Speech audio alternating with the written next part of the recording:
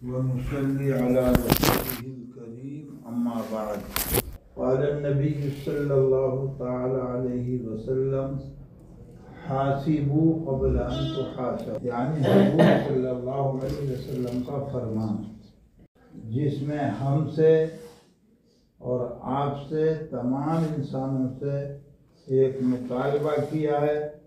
अल्लाह के रसूल सल्लल्लाहु अलैहि वसल्लम ने मुतालबा ये है कि तुम्हारा असल हिसाब तो कल क़यामत के दिन होगा,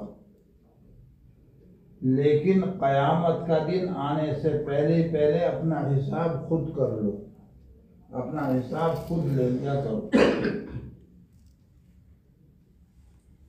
क़यामत के दिन तो आम हिसाब होगा, सबका होगा,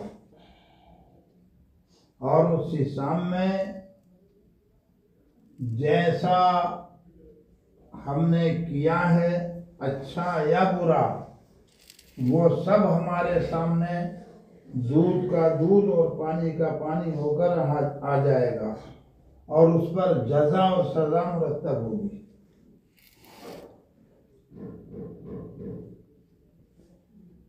मुझे और आपको वहाँ का हिसाब आसान करना है, वो इकट्ठा हिसाब होगा तो बेहतर ये है कि हम यहीं अपना हिसाब रोजाना ले लिया करें। रोजमर्रा हिसाब कैसे लिया जाएगा उसको अभी बता देंगे इंशाअल्लाह। दुनिया दारुल अमल, अच्छे काम करने की जगह है, नेक काम करने की जगह दुनिया है।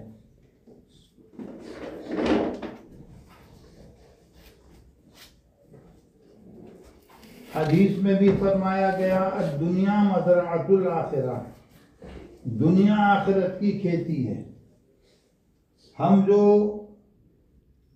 कर चुके हैं, कर रहे हैं या आगे करेंगे, अगर हमने अच्छे काम किए हैं, अच्छी चीज़ें हमसे सादिर हुई हैं, तो उसका नतीजा रिजल्ट हमारे सामने अच्छा आएगा।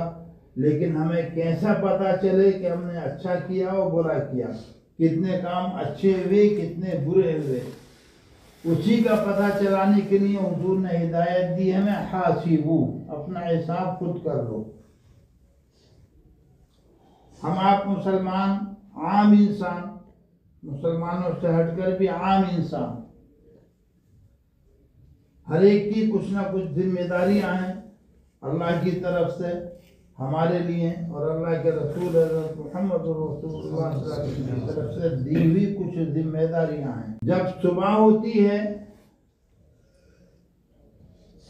तो अल्लाह की तरफ से आम ऐलान, आम खिताब होता अपने बंदों से कि ठीक ठीक चलो, सीधे सीधे रहो।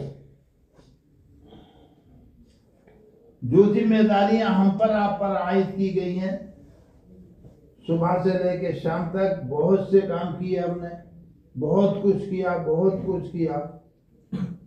अब शाम हो गई, सोने का वक्त करीब आ गया, बिस्तर पर पहुंच गए। जब बिस्तर पर पहुंच गए तो सुबह से शाम तक हमने जो कुछ किया उसका हिसाब हम खुद कर लें। ये हदीस में फरमाया गया है, आदमी ने अच्छे काम भी किए होंगे और कुछ बुराइयां भी उससे हो गई होंगी, यकीनन फरिश्ता नहीं है, इंसान है। पूरा सुबह से शाम तक का काला चिट्ठा अपना खोलकर सामने रखे, अपना लेखा जोखा जो कुछ है उसको सबको सामने रखे। अगर उसमें कुछ अच्छाइयाँ उससे हुई हैं तो उन पर अल्लाह की हम्द करे, उसका शुक्र अदा करे कि अल्लाह ये अमल, अच्छा अमल मुझसे हुआ, मैंने किया लेकिन तेरी तौफीक से किया, ये अमल किया तेरी तौफीक से किया। अगर तू तौफीक ना देता तो मुझसे हरगिज ये काम ना होता। तो उस अमल पर अल्लाह का शुक्र अदा करे। ये हिसाब है अपना, कितने अमल है अच्छे, एक एक अमल को सोचे कि तूने ये काम अच्छा किया था, अल्हम्दुलिल्लाह, ये अच्छा किया, अल्हम्दुलिल्लाह। और अगर सुबह से शाम तक कोई बुराई हो गई, जुबान से कोई बात गलत निकल गई, किसी को गाली दे दी, किसी पर बहतान बांध दिया, किसी के साथ बदअखलाकी बदमिजाजी हो गई, तो इन सब को सोचे। हर बदमिजाजी बदअखलाकी पर, हर बुराई पर जो हुई है उस पर अपने आप को मलामत करे कि यार तुझे ये काम नहीं करना था, तूने ये काम गलत कर दिया, और अल्लाह ताला से तौबा करे। फिर सोचा एक दूसरी बुराई सामने आ गई, उस पर भी अपने आप को मलामत करे और अल्लाह ताला से तौबा करे। अच्छाई शादी हो रही है, अच्छे काम किए हैं तो अल्लाह का शुक्र अदा करे और कहे अल्लाह ताला से कि या अल्लाह ये तेरी तौफीक से नेक अमल मुझसे हो गया, ये अच्छाई जो मैंने की है तेरी तौफीक से की है। और अगर कोई बुराई अपने नामा अमल में लिखी हुई सुबह से शाम तक के हिसाब में है तो उस पर अपने आप को मलामत करे, कहे कि यार अपने आप से खिताब करे कि तुझे ये काम नहीं करना था, ये काम तूने अल्लाह की मर्जी के खिलाफ, अल्लाह के रसूल मोहम्मद रसूलुल्लाह सल्लल्लाहु अलैहि वसल्लम की मर्जी के खिलाफ किया है। उस पर अपने आप को मलामत करे, तौबा करे। ये रोजमर्रा का मुहासबा है, हमारा आपका हिसाब है, लेकिन इकट्ठा हिसाब वही होगा अल्लाह के यहाँ पूरी जिंदगी का। वहाँ बड़े बड़े अल्लाह ताला ने फरिश्ते मुकर्रर कर रखे हैं जो हमारा आपका हिसाब चेक करेंगे। तो उससे पहले कि हमारा हिसाब वो फरिश्ते चेक करें, इससे पहले कि अल्लाह ताला के अकाउंटेंट हमारे हिसाब को चेक करें, वो देखें, उससे पहले हमें चाहिए कि रोजमर्रा सुबह से शाम तक की जिंदगी का, सुबह से शाम तक के गुजरे वक्त का हिसाब दे दें। इसको फरमाया हासिबू क़ब्ल अन तुहासबू, अपना हिसाब खुद ले लो इससे पहले कि कल क़यामत के दिन तुम्हारा हिसाब लिया जाए। अगर हमने ये तरीक़ा अपनी ज़िंदगी में इख्तियार कर लिया है? अच्छा, फिर बेहतर ये है कि रोज़ाना का रोज़ाना हिसाब हो, ज़ाब्ता यही है हिसाब का। हाँ, हिसाब का ज़ाब्ता यही है। बड़ी कंपनियों में, बड़ी फर्मों में, बड़े कारखानों में, बैंक में सुबह से शाम तक का लोखा जोखा बिल्कुल क्लियर किया जाता, तब कंपनी को, कारखाने को, बैंक को बंद किया जाता है। तो अगर हमने भी ये तरीका इख्तियार कर लिया तो इंशाअल्लाह थोड़े से वक्त में, थोड़ी सी मुद्दत के अंदर हमारी ज़िंदगी के अंदर इनकलाब आएगा, हमारी नेकियां इंशाअल्लाह गालिब होती चली जाएंगी और जो बुराइयां हमसे होती थी, हुई हैं, उनमें यकीनन कमी होती चली जाएगी। हैं, जब आदमी खुद अपना आप को चेक करता है और कुछ बुराइयां देखता है, उस पर तौबा करता है और इस्तिग़फ़ार करता है तो अल्लाह तबारक व तआला शानु बंदे की तौबा को कबूल फरमाता, माफ़ कर देता है। हदीस में फरमाया हज़रत मोहम्मद रसूलुल्लाह सल्लल्लाहु अलैहि वसल्लम ने, कुल्लुकुम खत्ताऊन, कुल्लुकुम खत्ताऊन व खैरुल खत्ताईन तव्वाबून, तुम सब के सब खताकार हो, तुम में से हर एक से भूल चूक होती है, कोई ऐसा नहीं है जिससे भूल चूक ना होती हो, लेकिन बेहतरीन खताकार वो लोग हैं जो अल्लाह ताला से तौबा कर लें। और जब तौबा हो गई तो फिर हुजूर सल्लल्लाहु अलैहि वसल्लम का खुद फरमान है, अत्ताइबु मिनज़्ज़म्बि कमल्ला ज़म्बा लहू, गुनाह से तौबा करने वाला ऐसा हो जाता जैसे उसने गुनाह किया ही नहीं। लिखने वाले फरिश्तों को अल्लाह ताला बुला देता सच्ची पक्की तौबा के बाद। लेकिन तौबा होनी चाहिए।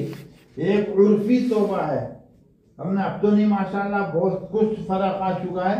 जब 35-40 साल पहले महाराष्ट्र में आए थे तो बम्बई में हटकर इधर के गांवों में देखा था तौबा का तरीका क्या था।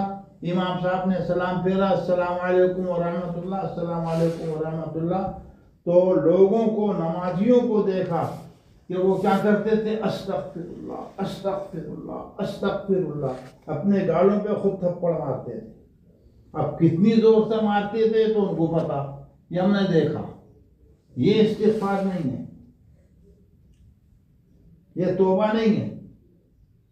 तौबा में 3 काम जरूरी होते हैं और एक चौथा काम उसके अलावा है। मुझसे जो गुनाह हुआ है, अच्छा बुरा काम जो हुआ है, छोटा या बड़ा, उस पर नदामत और शर्मिंदगी हो कि मुझसे गलती हुई है, नहीं होना चाहिए, नादिम हो। और नादिम और शर्मिंदगी का मतलब होता है कि दिल जला हुआ हो। सहाबाए किराम में ग़ज़वा तबूक में शरीक ना होने वाले 3 मुखलिस सहाबी हैं। मुनाफिकीन की तादाद तकरीबन 80 या उससे ज़्यादा थी, वो शरीक नहीं हुए हैं। और मुखलिस मुसलमान, मुखलिस सहाबी, उनकी तादाद 3 है। हज़रत अब्दुल्ला इब्न उबई इब्न कअब एक सहाबी, हिलाल इब्न उमैया और एक तीसरे सहाबी, और ये शरीक नहीं हुए। हुजूर वापस आ गए उस मुहिम से जिस मुहिम पर गए थे। मुनाफिकीन आए, झूठे सच्चे उन्होंने उज़्र पेश किए। हुजूर ने सबके उज़्रों को कबूल किया, सबको माफ कर दिया और सबके लिए दुआएं इस्तिग़फ़ार कर दी। बड़े खुश वो लोग कि अपने हुजूर को धोखा दे दिया, देखो हम तो वैसे के वैसे थे, शहीद जैसे थे। उन ये 3 आदमी जब आए, इनमें से कौन आए? हजरत काब आए। जब ये आए, सलाम किया इन्होंने, हुजूर इनको देखकर मुस्कुराए। हदीस माता बुखारी की हदीस है, जैसे किसी आदमी को गुस्सा आए किसी के ऊपर, किसी आदमी को गुस्सा आए किसी के ऊपर, तो जिसके ऊपर गुस्सा आ रहा होता है, कभी कभी ये गुस्सा करने वाला उसको देखता है और मुस्कुराता है। तो गुस्से वाले के मुस्कुराने की तरह काब कहते हैं हुजूर मुझे देखकर मुस्कुराए। कोई हरज नहीं। करीब आए, अस्सलाम वालेकुम, सलाम किया आपको। आपने फरमाया हाँ जनाब आइए, मुस्कुरा रहे हैं आपके, ताल ताल तशरीफ लाइए, आप भी आइए, बताइए आपको क्या उज़्र था, आप जंग में क्यों नहीं शरीक हुए? कि हजरत वल्लाह मुझे कोई उज़्र नहीं था। बिल्कुल सच कहा, मुझे कोई उज़्र नहीं था। आज और कल करता रहा मैं ताकि आप वापस आ गए। सच बोला, सच्ची बात कही, तो सबसे पहली सनद इसने वो इनको हुजूर सल्लल्लाहु अलैहि वसल्लम ने दी, अम्मा हादा फ़क़त सदक़, ये शख्स तो बिल्कुल सच्चा है, सच बात इसने कही। ये पहली सनद थी जो हुजूर की तरफ से मिली।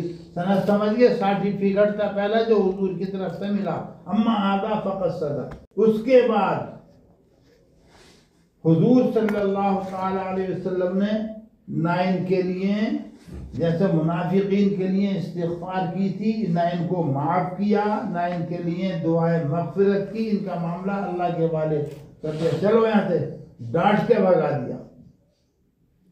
चलो तुम्हारे लिए अल्लाह जो फैसला करेगा वो होगा। वो 80-82 थे, उनको कुछ नहीं कहा।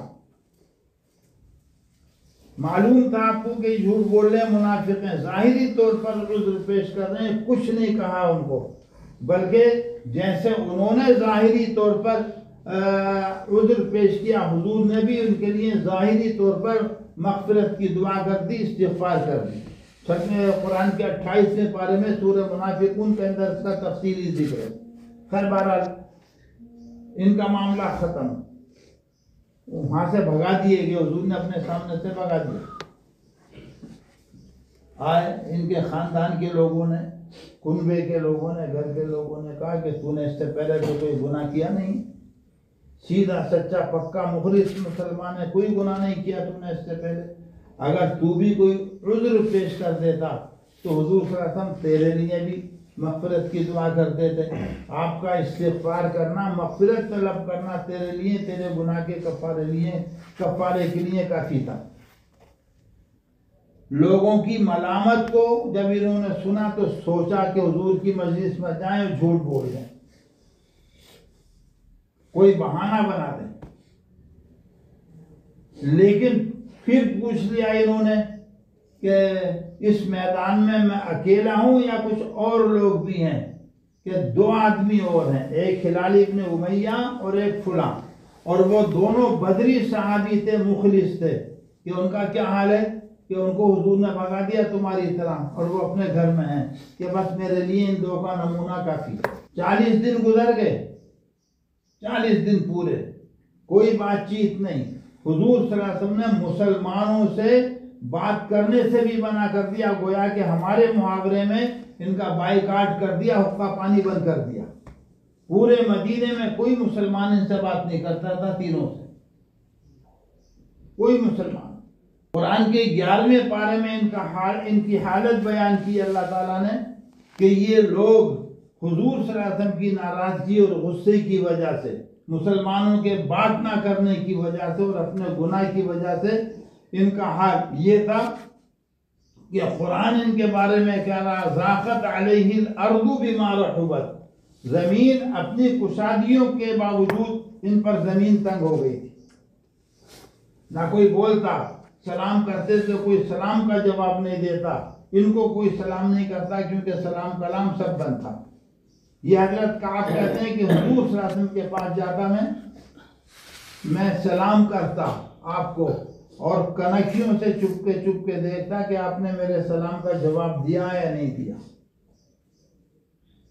नमाज पढ़ता, करीब खड़ा होता आपके, जानबूझकर करीब खड़ा होता है, और ये देखता कि आप मुझे देख रहे हैं या नहीं देख रहे हैं। क्या कहते हैं कि जब मैं आपकी तरफ देखता तो आप नजरें एक तरफ को बचा लेते, और जब मैं नहीं देखता तो जब मैं नहीं देखता तो हुजूर सल्लल्लाहु अलैहि वसल्लम बहुत शफकत की निगाहों से मुझे देखते रहते। ये तंबी थी, इताब अजाब नहीं था इनके लिए। वाह, तो क्या कहा, अल्लज़ी ज़ाक़त अलैहिमुल अर्दु बिमा रहुबत व ज़ाक़त अलैहिम अनफुसुहुम, इन पर इनकी जानें तंग हो गई। वज़न्नु अल्ला मल्जा मिन अल्लाहि इल्ला इलैहि सुम्मा ताब अलैहिम, तो ज़मीन तंग हो गई। क्या मतलब है तौबा का, कि जैसी बेचैनी उन 3 मुखलिस मुसलमानों को हुई थी जंगे तबूक में शरीक ना होने की वजह से, ऐसी बेचैनी, वो कैफियत, वो हालत मेरी हो जाए। नदामत का मतलब ये तहर्रुक़ क़ल्ब, दिल जल जाए, भुन जाए अल्लाह के खौफ से। दूसरी चीज क्या है, आगे के लिए पक्का इरादा के जो मुझसे हो गया आगे नहीं करेगा। और तीसरी चीज क्या है, जिस वक्त तौबा कर रहा हो उस वक्त उस गुनाह के अंदर, उस गलती के अंदर मुब्तला है। और अगर बंदों के हक मुताल्लिक हैं तो बंदे से माफी मांग ली जिसका हक है।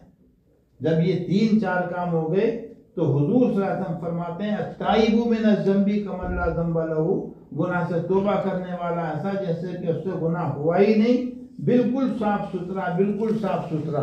और जब इसने सच्ची पक्की तौबा कर ली तो अब घूम के पीछे को ना दे। कभी शैतान ये करता है, बशरी कमजोरी तकादे से मुझसे आपसे कुछ गलती हो गई, गुनाह हो गया, कोई हरज नहीं हो गया, तौबा कर ली अल्लाह की तौफीक से, बहुत अच्छा, लेकिन अब क्या करना चाहिए, आगे खत्म पढ़ाने चाहिए, अमल करना चाहिए। शैतान वो गुनाह याद दिलाकर रंजो गम में मुब्तला करता है कि अरे यार तूने वो गुनाह किया था, वो गुनाह याद दिलाकर शैतान रंजो गम में मुब्तला करता है, और रंजो गम में मुब्तला कर नेक काम से रोकना चाहता है। जब तौबा हो गई, अब पीछे को पलट के ही ना देखे, आगे बढ़ने की फिक्र करे। बहरहाल तो ज़्यादा बात हो रही है। हुजूर सल्लल्लाहु अलैहि वसल्लम ने फरमाया, हासिबू, अपना हिसाब ले लो खुद, और हिसाब रोज़मर्रा साफ किया जाएगा। कई दिन का जब हिसाब इकट्ठा हो जाता है तो मुश्किल खड़ी हो जाती है। आज का हिसाब कल के लिए नहीं डाला जाएगा। रोज़ाना सुबह से शाम तक क्या हुआ है, क्या अच्छाइयाँ हैं उन पर अल्लाह का शुक्र, क्या बुराइयाँ उन पर नदामत और शर्मिंदगी, तौबा और इस्तिग़फ़ार। इंशाअल्लाह चंद दिन ऐसे गुजर गए हमारे आपके, तो उम्मीद ये है कि अल्लाह तबारक व तआला शानु हमारी आपकी ज़िंदगी में इनक़िलाब बर्पा कर देगा, हमारे आपके हालात दुरुस्त हो जाएंगे। बस अल्लाह ताला हमें समझने की, अमल की तौफ़ीक़ दे। मकसद तो ज़िक्र था, ये कुछ भी बयान नहीं करते, ज़िक्र करते तो काफ़ी था।